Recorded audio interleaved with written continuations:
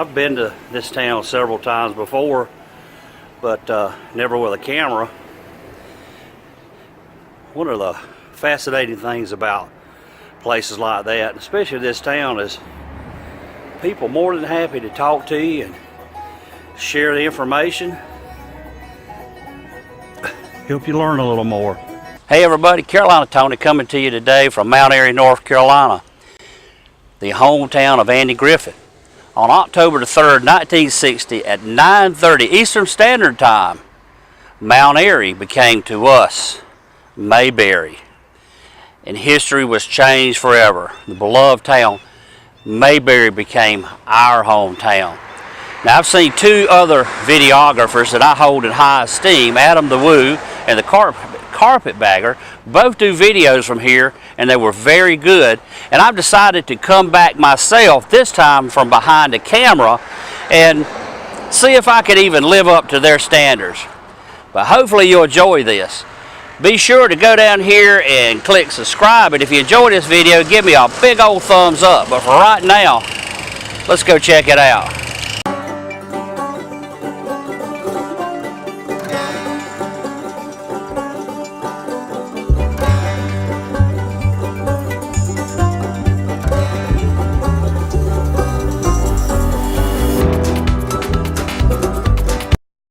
Okay, here we are in downtown Mount Airy, also known as Mayberry.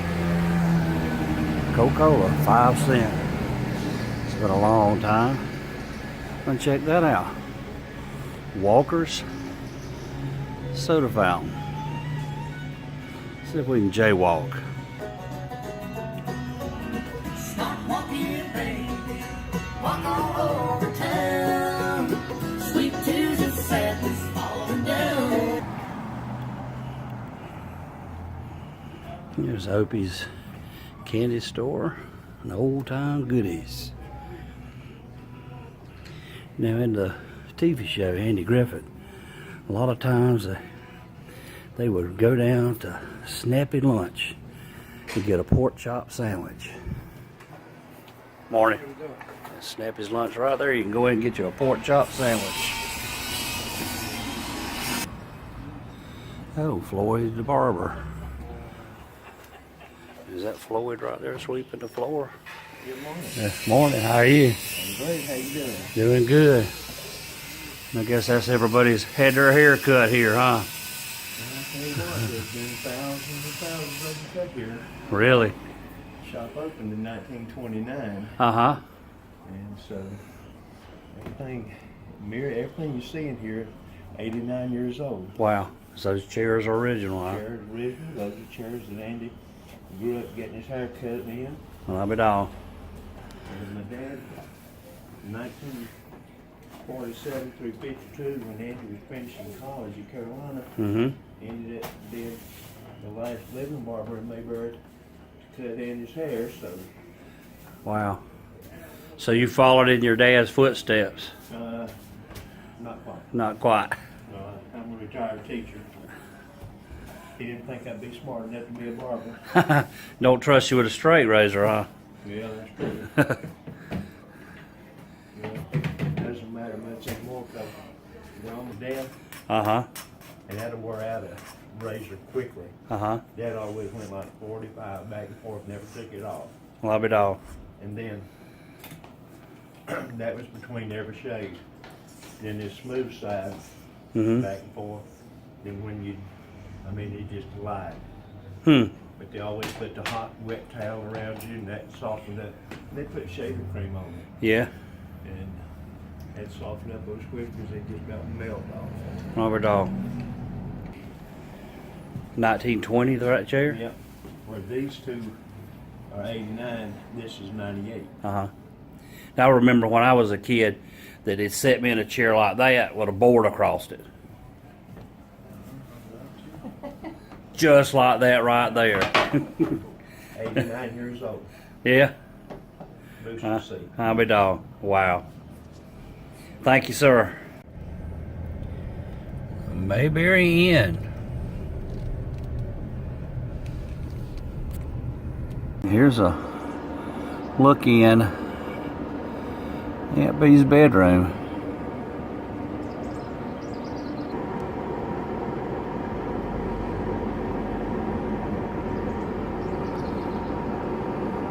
Here's the replica of what a typical cabin would look like. Very simple. Decor just to tend to the needs of the people. Place to sleep. Overhead also. Simple table and a fire to cook and stay warm with. And here's something here that every country boy knows what this is. It's a rabbit trap. The door would be open, and when a rabbit would go in, he would trip the little stick there. It'd fall down, and you have Hassenpfeffer for supper.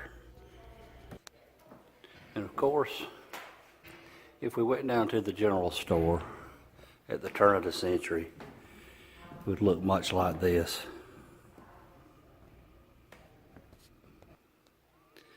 This was back when penny candy was actually a penny. And listen to the radio, all kinds of tinware and canned goods. And of course, flour by the sackfuls. You could also at the general store get your mail. And if we were looking into the doors from outside, it'd look a lot like this. And of course, we go into town once a month for provisions on our own little wagon. And look, did Santa leave his sleigh here? Maybe we could catch a train.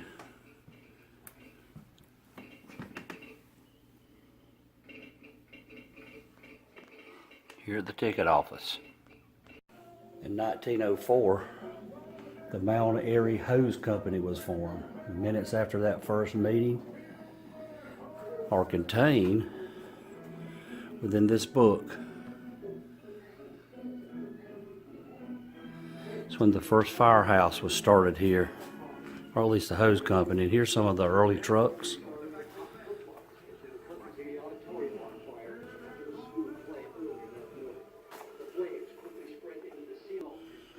This is a 1926 American La France fire truck.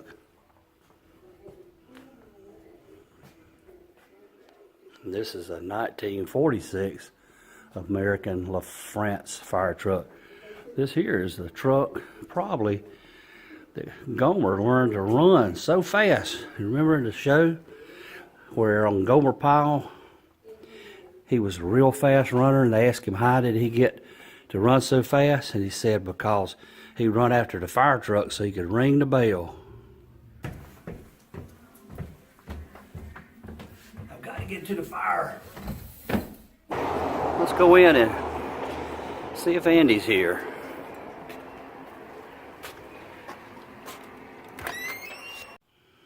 Oh boy. There's Andy's desk. And jail cells.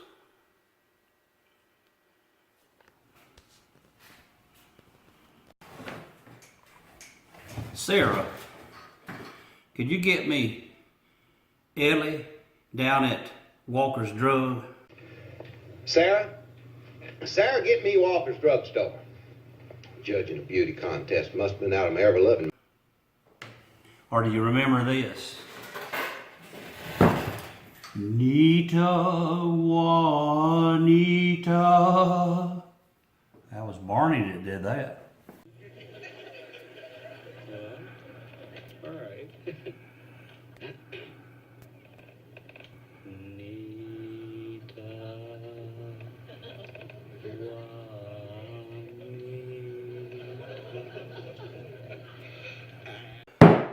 Pronounce you man and wife.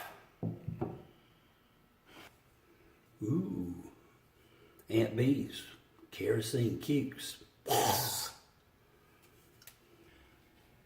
I've been framed for the keys. They're gone. Well, the Darlings are in town.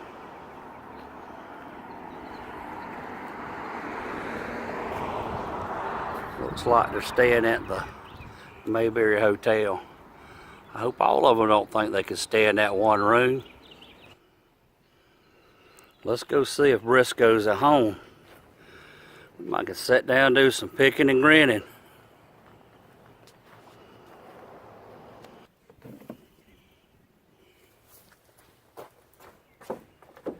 Mr. Darling, are you at home?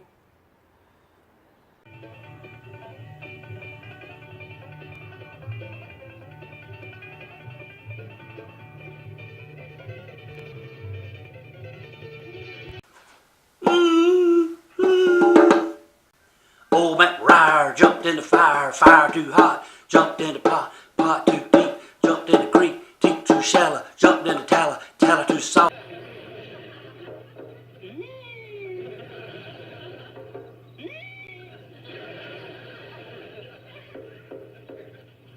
Old MacRyer jumped in the fire, fire too hot, jumped in the pot, pot too black, jumped in the crack. These are the original doors that were used in the episode of Mayberry's courthouse from 1960 to 1968.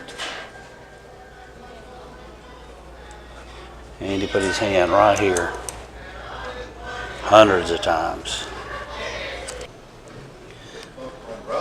Otis Campbell's suit and his hat. Said when the original straw hat became too worn and fragile to be used in performance, Hal Smith replaced it with a newer one.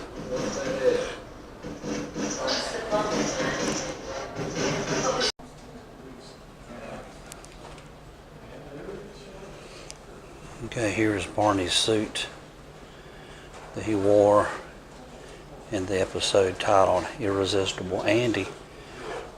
And then in 1986, he came back for a reunion show wearing a different salt and pepper suit.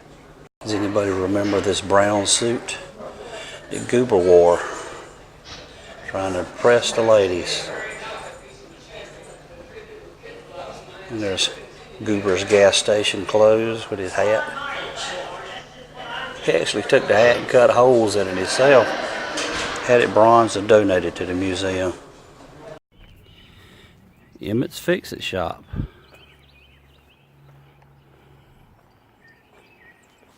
Let's see what's inside.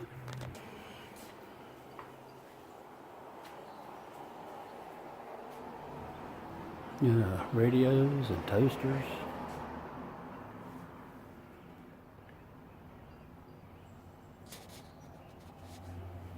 You know, there's the old cannon that stood in the town square.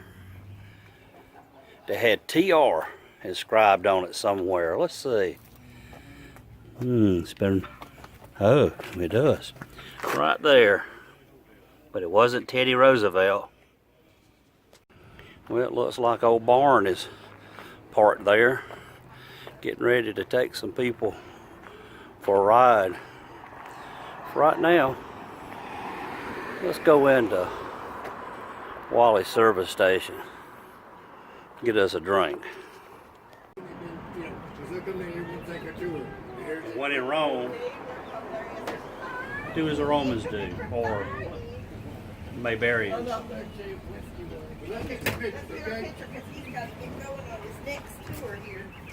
That's some good stuff. Oh yeah. In the wintertime, Andy was sleeping on a cot in the kitchen so he could be close to the stove. And of course, they had an outside John. Hampton Inn. So when Andy was young, that part over there was not there. Right. This has been added over It's here. been added. So it was a little house, wasn't it? Just the door to the left. Yeah. Now the house is owned by the Hampton Inn. You can rent it. You rent the whole house. It averages about $179 a night. Somebody asked me, patrol and he came back in, and then he said Juanita Beasley called you. Juanita Beasley was Andy's first cousin. When that episode aired, she was still living here in town. Emmett's Fiction Shop. Remember that? I do. Andy named that after his best friend, Emmett Forrest. And he and Mr. Forrest were best friends all the way through school. And then even as Andy left and went off on his career, Mr. Forrest stayed and had a career here. They'd even talk once a month. When Mr. Forrest's wife passed away. Hey, I just finished a tour in the squad car right over there across the street, parked in front of Wally's filling station. And the neat thing about it is that was the same tour guide that Adam the Woo had when he came here. He said he actually remembered Adam, and that at the time he didn't know who Adam the Woo was, and he was at a Chick-fil-A open house, and a fella came up to him and showed him a picture and said, "Do you know who this fella is?" He said, "Yeah, I remember him. He was on a tour I had." He said, "But who is he?" And the fella told him, said, "Man, that's Adam the Woo. He is known worldwide." So, how about that? It was a good tour, though. Learned a lot about Mount Airy and the surrounding areas. And just a very interesting place. Kind of reminds you of what home was many years ago. But for now, y'all have a good day.